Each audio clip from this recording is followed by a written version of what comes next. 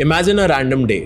तुम अपने घर के बाहर घूम रहे हो और तुम आसमान की तरफ देखते हो और तुम्हें एक लाइट दिखती है। तुम उस लाइट की तरफ देखते हो और तुम सोचते हो कि कोई एरोप्लेन होगा या फिर कुछ और होगा, और जैसे ये थॉट तुम्हारे दिमाग में आता है एक और लाइट पॉपअप करती है। तुम एकदम से चौंक जाते हो and with in the next 1 minute 6 से 7 लाइट्स और अपीयर होती है, और ये सारी लाइट्स एक ट्रायंगुलर फॉर्मेशन में होती हैं। एक वक्त के लिए तुम ये सोचते हो कि हो सकता है काफ़ी सारे एरोप्लेन्स एक साथ जा रहे हो एक फॉर्मेशन में, लेकिन उन लाइट्स को देख के तुम्हें समझ आता है कि वो लाइट्स मूव नहीं कर रही हैं, वो एक ही जगह पे रुकी हुई हैं।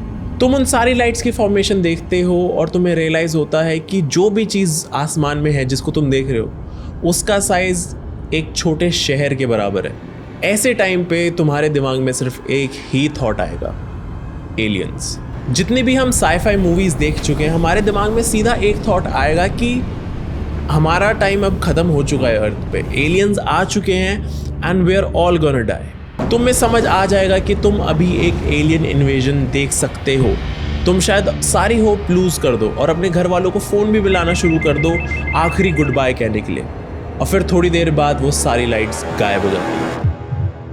तुम कंफ्यूज हो जाओगे कि तुमने देखा क्या, तुमने क्या एक्सपीरियंस करा है, और जो भी चीज़ आसमान में थी उस टाइम पे वो कोई ऐसी चीज़ तो थी नहीं जिसके बारे में ह्यूमंस को पता हो या फिर उस चीज़ को ह्यूमंस ने क्रिएट करा हो। खुद सोचो कि ये पूरा का पूरा एक्सपीरियंस कितना हॉरिफाइंग होगा। What if I tell you कि ये एक इमेजिनेशन नहीं है, ये असली में हो चुका है, और इस इंसिडेंट को बुलाया जाता है फीनिक्स लाइट्स। और कमाल की बात यह है कि इस इंसिडेंट को खाली कुछ यूएफओ हंटर्स ने नहीं देखा था, बल्कि शहर के हजारों लोगों ने, एंड साथ ही साथ उसी शहर में रह रहे काफी सेलिब्रिटीज ने इस इंसिडेंट को देखा था।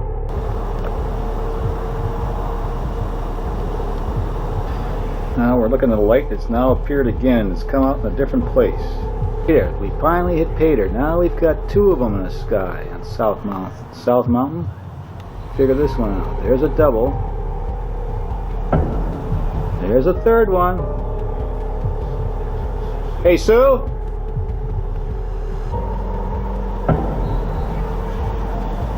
All right, you tell me what it is.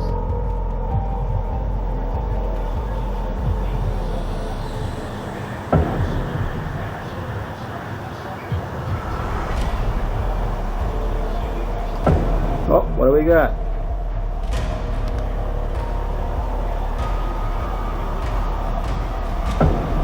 Hey, Sue!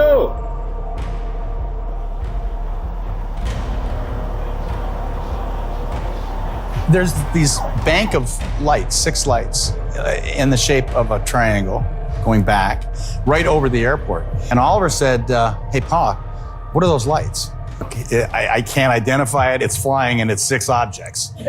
So that's what it is, right? I come home and Goldie's watching this show on UFOs. And the most reported one of all time was this one in Phoenix. And I'm watching, I start to see this show and I said, wait a minute, that's the night Ollie and I were landing in Phoenix. I remember that.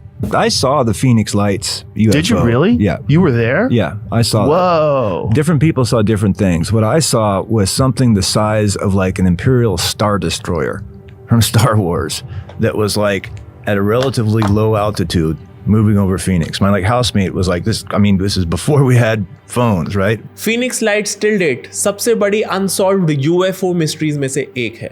13 मार्च 1997 के दिन पे Phoenix Lights वाला incident हुआ था, लेकिन इस incident को 28 years हो चुके हैं और फिर भी इसके बारे में कोई बात नहीं करता है। इतने सालों में ये बात कहीं ना कहीं दब ही गई है। अब सवाल ये आता है कि हम लोग इसके बारे में इतना बात क्यों नहीं कर रहे हैं। आई थिंक हम इंसानों ने ये आइडिया कहीं ना कहीं एक्सेप्ट कर लिया है कि एक ना एक दिन तो एलियंस आएंगे, एलियन इन्वेजन होगा और हम सब मर जाएंगे, सब कुछ खत्म हो जाएगा। काफ़ी सारे लोगों को ये लगता है कि एलियंस अर्थ पे पहले ही आ चुके हैं और हमारे साथ ही रह रहे हैं, और ये बात गवर्नमेंट हमसे काफ़ी टाइम से छुपा रही है। ऐसी बहुत सारी थियोरीज हैं एलियंस पे, यूएफओज पे, लेकिन एक ऐसा थॉट है जो ऑलमोस्ट हम सब के दिमाग में हमेशा रहता है, that we are not alone.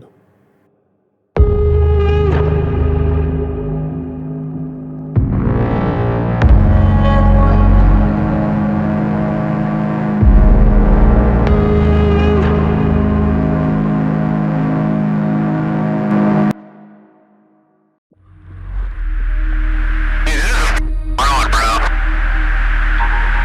fleet of them. Look on the ASA. My gosh. They're all going against the wind. The wind's 120 knots from the west. Look at that thing, dude.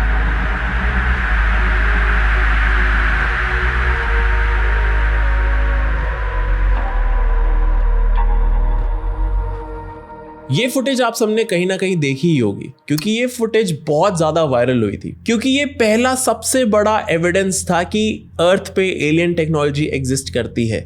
और इस video को खुद release करा था US navy ने, और इस footage को खुद यूएस नेवी के फाइटर जेट्स ने रिकॉर्ड करा था अपने गन कैमरा से। ये क्लिप रिकॉर्ड करी गई थी 2004 में, और इसको पब्लिकली रिलीज करा गया था 2017 में। और जब इस क्लिप को रिलीज करा गया तो एवरीवन लॉस्ट देयर माइंड, सबका दिमाग चलना ही बंद हो गया था, क्योंकि वो कुछ ऐसा विटनेस कर रहे थे जो वो सोच भी नहीं सकते थे। ये क्लिप हर जगह वायरल थी, टीवी पे, इंटरनेट पे, सोशल मीडिया पे, like everywhere. Okay, here's what's going on with all of the UFO stuff in the news. You've probably heard that 3 former military officials just testified to Congress saying that the US government has UFOs, now called UAPs. We have spacecraft from another species. We do. Yeah. लेकिन अगर ये clip 2004 में record करी गई थी तो इसको बाहर पब्लिक के सामने आने में इतना टाइम क्यों लग गया? एक्चुअली ये वीडियो पब्लिक के सामने पहली बार 2017 में यूएस गवर्नमेंट के थ्रू नहीं आई थी। ये वीडियो एक्चुअली बहुत पहले ही लीक हो चुकी थी इंटरनेट पे। एक यूएफओ एलियन फोरम था जिसका नाम था अबव टॉप सीक्रेट, वहां पे सबसे पहले इस वीडियो को रिलीज करा गया था एक अनोनिमस सोर्स के थ्रू। और जब ये वीडियो क्लिप उस फोरम पे लोगों ने देखी तो सबने बोल दिया कि ये क्लिप फेक है, और सबने डिस्कार्ड कर दिया था इस क्लिप को। ये वीडियो यूएस नेवी के एक शिप के पायलट ने रिकॉर्ड करी थी अपने जेट से, और उस शिप का नाम था यूएसएस निमिट्स। उस टाइम पे यूएसएस निमिट्स पे कुछ F-18 जेट्स थे और काफ़ी सारे पायलट्स थे, और वो अपनी नॉर्मल एक्सरसाइज कंडक्ट कर रहे थे। उनका एक नया रेडार सिस्टम आया था जिसकी वो टेस्टिंग कर रहे थे। जब नेवी ने अपने रेडार सिस्टम को शुरू करा तो उनको स्टार्टिंग में ही कुछ 5 से 6 पॉइंट्स दिखने लगे उनके रेडार पे, 5 से 6 ऐसे ऑब्जेक्ट्स दिखने लगे उनको अपने रेडार पे जो लाइट की स्पीड से ट्रैवल कर रहे थे। अब नया रेडार होने की वजह से उनको सबसे पहले डाउट आया कि मे बी उनका रेडार नया होने की वजह से सही से काम नहीं कर रहा है, क्योंकि कोई भी ऑब्जेक्ट ऐसे thousands of miles per hour की स्पीड से ट्रैवल नहीं कर सकता है। तो उन्होंने वापस से अपने रेडार सिस्टम को चेक करने की कोशिश करी। यूएस नेवी ने फिर अपने रेडार को और ज़्यादा इंप्रूव करा, उसे फिक्स करा, और रेडार को फिक्स करने के बाद जब उसे वापस से शुरू करा गया, वापस से स्टार्ट करा गया, तो वो जो 5-6 ऑब्जेक्ट्स रेडार में दिख रहे थे अब वो और ज़्यादा क्लियरली दिखने लग गए थे। इसका मतलब ये था कि जो ऑब्जेक्ट्स यूएस नेवी को अपने रेडार पे दिख रहे थे वो पहले भी एग्जिस्ट कर रहे थे, लेकिन यूएस नेवी के रेडार सिस्टम पे कुछ ऐसी इंफॉर्मेशन आ रही थी जिसको देख के उस शिप पे जितने भी यूएस नेवी के मेंबर्स थे उन सब के होश उड़ गए थे। उन्होंने सीधा सीधा ये देखा कि वो जो 5-6 ऑब्जेक्ट्स उनके रेडार पे दिख रहे थे वो 80,000 फीट की ऊंचाई पे उड़ते उड़ते एकदम से ड्रॉप डाउन कर रहे थे to just 10-15 feet above sea level. और ये जो ड्रॉप था ये विद इन सेकेंड्स था। ये जो इतना लंबा ड्रॉप था ये विद इन सेकेंड्स हो रहा था, विच इज नॉट पॉसिबल। एक फन फैक्ट बताता हूं, जो हमारे कमर्शियल प्लेन्स होते हैं वो 36,000 फीट पे फ्लाई करते हैं। इन फिजिक्स डिफाइंड ड्रॉप्स को देख के यूएस नेवी को यकीन ही नहीं हो रहा था कि वो क्या देख रहे हैं। उसके बाद काफी टाइम तक यूएस निमिट्स ने दूर से ऑब्जर्व करने की कोशिश करी इन ऑब्जेक्ट्स को। यूएस नेवी देखती थी कि ये ऑब्जेक्ट्स लाइट की स्पीड से ट्रैवल कर रहे हैं, और कई बार यूएसएस निमिट्स के हाई पावर्ड कैमरास से कई बार देखने की कोशिश करी जाती थी इन ऑब्जेक्ट्स को, और इन ऑब्जेक्ट्स को देखा जाता था और ये वाइट डॉट्स की तरह दिखते थे, और ये इतने फास्ट मूव करते हुए दिखते थे कि किसी भी देखने वाले को विश्वास नहीं होता था। नेवी का जो ये रेडार था वो कंटिन्यूसली नोटिफाई करता रहता था अपने पायलट्स को कि ऐसा कुछ फ्लाई कर रहा है। ये ऑब्जेक्ट्स उड़ते उड़ते सडनली हवा में रुक जाते थे एंड लेविटेट करते थे एक ही जगह पे। नवंबर 14 के दिन जब रेगुलर एक्सरसाइज चल रही थी तो 2 F-18 पायलट्स को भेजा गया जेट्स के साथ नॉर्मल एक्सरसाइज करने के लिए। लेकिन कमाल की बात ये थी कि जो रेडार टीम थी उन्होंने अभी तक अपने पायलट्स को बताया नहीं था कि वो ऐसा कुछ देख रहे हैं रेडार पे। जब वो दोनों जेट्स उस एरिया के पास पहुंचे जहाँ पे रेडार इन ऑब्जेक्ट्स को कैच कर रहा था, इनको रीड कर रहा था, तो वहाँ पे पहुँच के लेफ्टिनेंट कर्नल डगलस कर्थ ने देखा a patch of boiling water sea के अंदर। तुमने एकदम सही सुना, सी के सरफेस के ऊपर एक छोटे से एरिया में ऐसा लग रहा था कि पानी उबल रहा है, इट्स बॉइलिंग। सबसे पहले डगलस को लगा कि हो सकता है कि उस बॉइलिंग पैच के नीचे एक सबमरीन हो, जिसके बारे में यूएसएस निमिट्स पे किसी इंसान को नहीं पता हो, ना ही किसी पायलट को पता हो। वो बॉइलिंग पैच को देख के 2 और फाइटर जेट्स ने उन दोनों को ज्वाइन करा। उनमें से एक पायलट का नाम था डेविड फ्रेवर, एंड डेविड ने भी वो same patch of boiling water देखा। डेविड और उनके पार्टनर को वापस से शिप पे जाना था, लेकिन डगलस वहीं रह गए और उन्होंने सोचा कि मैं उस पैच ऑफ बॉइलिंग वाटर को और ज़्यादा इन्वेस्टिगेट करता हूँ एंड कोशिश करता हूँ टू फाइंड आउट कि एक्चुअली हो क्या रहा है। जैसे ही डगलस अपने F-18 के साथ उस पैच ऑफ बॉइलिंग वाटर के पास गए, उन्होंने देखा एक वाइट कलर की कैप्सूल को, अ बिग कैप्सूल, जो उस बॉइलिंग वाटर के पैच के ऊपर हवर कर रही थी। उस कैप्सूल की शेप और कलर कुछ ऐसा था कि वो एक टिक टैक की तरह लग रहे थे। टिक टैक जो मिंट आती है, तुम्हें पता होगा, तुमने खाई भी होगी। और उस ऑब्जेक्ट को देख के डगलस को समझ आ गया था कि वो कुछ ऐसी चीज़ देख रहे हैं जो नॉन ह्यूमन है। वो ऑब्जेक्ट एक स्पेसिफिक हाइट पे रहते रहते हॉरिजॉन्टली मूव कर रहा था and with very high speed. जैसे जैसे डगलस अपने F-18 में उस कैप्सूल के पास जा रहे थे, उस ऑब्जेक्ट के पास जा रहे थे, उस ऑब्जेक्ट ने कहीं ना कहीं डगलस की प्रेजेंस को सेंस कर लिया और उस ऑब्जेक्ट ने अपने आप को डगलस के जेट की तरफ पॉइंट कर लिया एंड डगलस के जेट की तरफ वो ऑब्जेक्ट बहुत हाई स्पीड से मूव करने लगा। वो कैप्सूल, वो ऑब्जेक्ट बहुत ही ज़्यादा स्पीड के साथ डगलस के जेट की तरफ आया and for a fraction of a second वो डगलस के प्लेन के सामने रुका एंड फिर हाइपर स्पीड के साथ वेस्ट डायरेक्शन में चला गया। और फिर डगलस ने नीचे सी की तरफ देखा तो वो पैच ऑफ बॉइलिंग वाटर भी जा चुका था। यूएसएस निमिट्स शिप पे जब ये सारी खबर पहुंची तो वहाँ पे डेविड ने ये सारी न्यूज़ सुन के डिसाइड करा कि वो वापस से जाएंगे चेक करने। डेविड बैठे अपने F-18 में, एयरबॉर्न हुए और वहीं निकल गए जहाँ पे लास्ट टाइम उस कैप्सूल को देखा गया था। लेकिन इस बार डेविड के जेट में हाई पावर इंफ्रारेड कैमरा था। डेविड जब एयरबॉर्न थे तो उन्होंने नोटिस करा कि उनके रेडार में वही ऑब्जेक्ट दिखा रहा है कुछ 20-30 किलोमीटर दूर। लेकिन डेविड ने नोटिस करा कि वो ऑब्जेक्ट बहुत ही हाई स्पीड पे ट्रैवल कर रहा है, लेकिन उसके साथ साथ उस ऑब्जेक्ट की मूवमेंट काफ़ी वियर्ड है।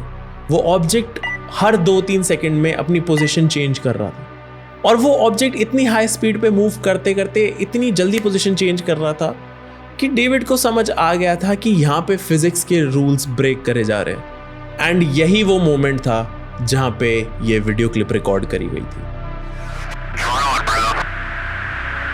There's a whole fleet of them. Look on the ASA. My gosh.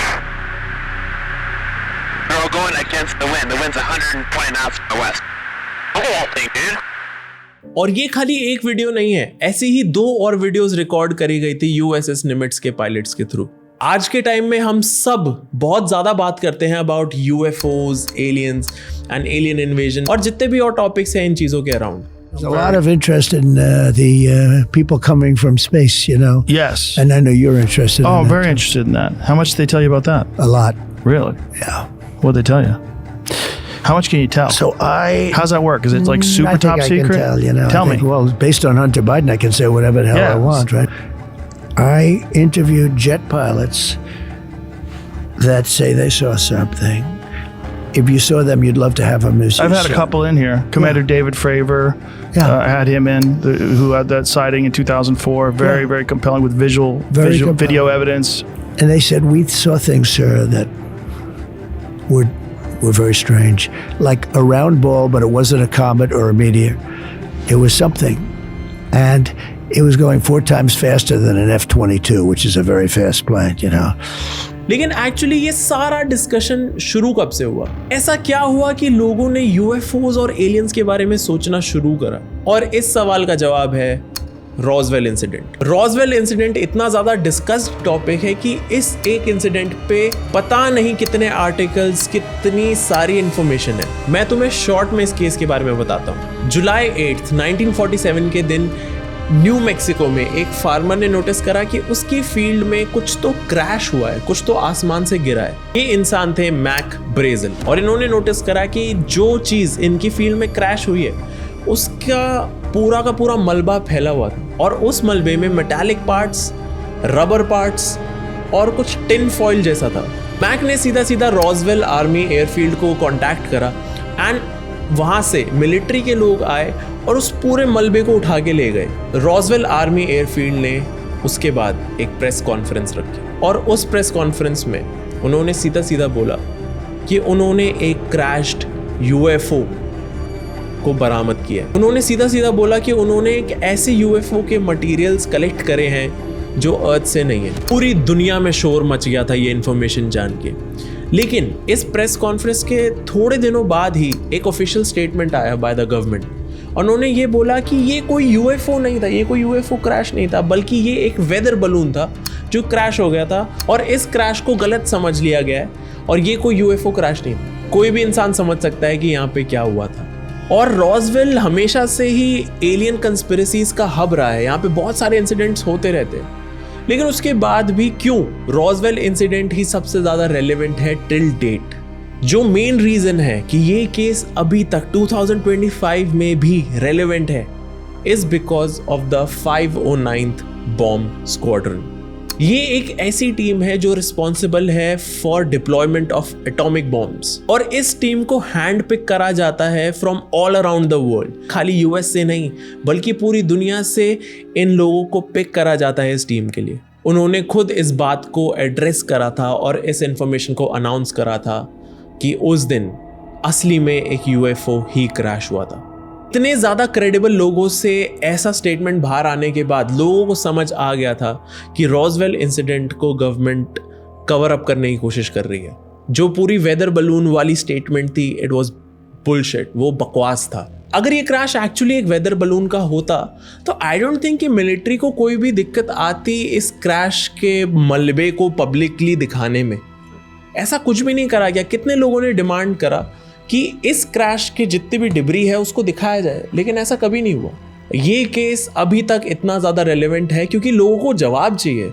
लोग ऑलमोस्ट हर रोज़ पूछते हैं कि एक्चुअली इस केस में हुआ क्या था और लोग नहीं चाहते कि ये केस बस एक फाइल में दब के रह जाए। लोगों को सच जानना है। हम लोग यूएस के एलियन केसेस या फिर अपनी कंट्री के एलियन यूएफओ केसेस में ज़्यादा इंटरेस्टेड रहते हैं, लेकिन अगर तुम इसी फील्ड में उतरते हो तो यू रियलाइज कि पिछले कितने सालों से कितनी सारी कंट्रीज में कितने सारे एलियन यूएफओ इंसिडेंट्स हो चुके हैं, लेकिन हम सबको इन इंसिडेंट्स के बारे में क्यों नहीं पता चलता? क्योंकि सारी की सारी गवर्नमेंट्स हमसे ये चीज़ छुपा रहे हैं। हमारी इग्नोरेंस की वजह से ही ये सच हम तक कभी नहीं पहुंचता। लेकिन गवर्नमेंट ऐसे यूएफओ इंसिडेंट्स का क्या करेंगी जिसको छुपाया भी नहीं जा सकता, जैसे द फीनिक्स लाइट्स। इस वीडियो की स्टार्टिंग में we talked about a UFO जो एक शहर के साइज का था जिसको हजारों लोगों ने देखा था। फीनिक्स लाइट्स को जब पहली बार देखा गया था तो लोगों ने सवाल उठाए थे कि हम क्या देख रहे हैं, व्हाट इज गोइंग ऑन। तो गवर्नमेंट ऑफिशियल्स ने एक आंसर दिया था कि वो बस फ्लेयर्स थे। कोई भी नॉर्मल आदमी जिसको पता है कि फ्लेयर्स क्या होते हैं, उसे पता है कि फ्लेयर्स बस नीचे गिरते हैं, फ्लेयर्स हवा में हवर नहीं करते हैं। ये सबसे पहला झूठ था गवर्नमेंट की तरफ से। और कोई भी फ्लेयर्स परफेक्ट ट्रायंगुलर फॉर्मेशन में नहीं हो सकते आसमान में। आई थिंक फीनिक्स लाइट्स दुनिया की सबसे बड़ी मास यूएफओ साइटिंग्स में से एक है। लेकिन अगर हम सोचें तो एलियंस ऐसे हमारे सामने आके क्या दिखाना चाह रहे हैं, what's the point? And millions of people were asking what's the truth, सच क्या है? और लोगों ने सवाल उठाने शुरू कर दिए थे। It was a mess. लोगों को सेफ फील नहीं हो रहा था। लोगों को लग रहा था कि उन्हें जवाब जानना है और गवर्नमेंट उनसे कुछ छुपा रही है। और जब इतने सारे लोगों ने मिलकर सवाल उठाए तो 2024 में गवर्नमेंट की एक एसोसिएशन है जिसका नाम है arrow, all domain anomaly resolution office. Arrow की तरफ से एक रिपोर्ट रिलीज करी गई थी। एरो की इस रिपोर्ट का एम ये था कि दुनिया के सामने पूरी तरीके से ट्रांसपेरेंट होकर सारी इंफॉर्मेशन सामने रखी जाए। 2024 की एरो रिपोर्ट के अंदर 1945 से लेके अभी तक जितने भी यूएफओ केसेस हैं उन सारे केसेस के बारे में जितनी भी इंफॉर्मेशन अवेलेबल थी वो सब कुछ लिखी गई थी। ये वो 60 पेज की रिपोर्ट है जो एरो ने पब्लिश करी थी। और इस रिपोर्ट में ये लिखा, मैं तुम्हें शॉर्ट में समझा देता हूँ। इस रिपोर्ट में ये लिखा हुआ है कि 1945 से लेके 2024 तक जितने भी यूएफओ एलियन एनकाउंटर्स हुए हैं, केसेस हुए हैं, उसके अंदर जो भी एविडेंस मिले हैं उन सबको अगर मिलाया जाए तो वो सारे एविडेंसेस का नंबर बनता है 0। इस एरो रिपोर्ट में सीधा सीधा ये लिखा हुआ है कि कोई एविडेंस नहीं मिला है कि किसी भी तरीके की एलियन टेक्नोलॉजी एग्जिस्ट करती है या फिर एलियंस अर्थ पे आ चुके हैं। इस रिपोर्ट में हर एक केस को मेंशन करा गया है और हर एक केस के एंड पे लिखा हुआ है कि एक भी एविडेंस नहीं मिला। ये रिपोर्ट सबसे बड़ा सच है कि हमारी गवर्नमेंट्स हमसे झूठ बोलती हैं about everything related to aliens.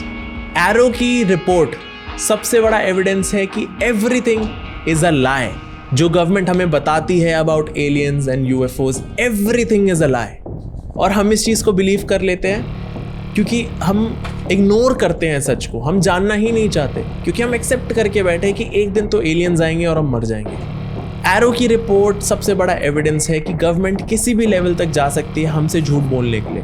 अब हमें ये पता है कि एलियंस हैं और वो हमसे कांटेक्ट करने की भी कोशिश कर रहे हैं और गवर्नमेंट हमसे ये बात छुपा भी रही है। लेकिन अगला सवाल ये आता है कि अगर एलियंस अर्थ पे आ चुके हैं तो वो यहाँ पे कर क्या रहे हैं? इतने सालों से एलियंस अर्थ पे क्या करने की कोशिश कर रहे हैं? उनका पर्पस क्या है? एंड क्या इस पर्पस को पूरा करने के लिए, इस पर्पस को फुलफिल करने के लिए क्या वो ह्यूमंस पे भी अटैक कर सकते हैं?